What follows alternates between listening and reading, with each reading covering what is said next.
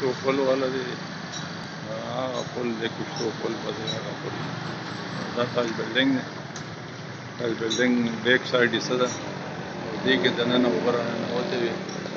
دې تاج بلډینګ کې دې کې اوبه راننوتې دي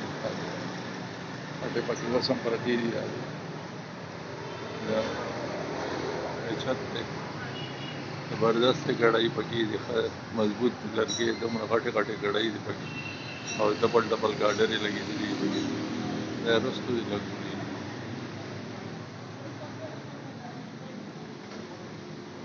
او دا مکه دلته کې اوبه راغلي تر دې پورې دا خټې لا تر اوسه پورې بل کا 2010 کې خو ډېرې غټې اوبه وې دې په تفریح خیر کړی دی السلام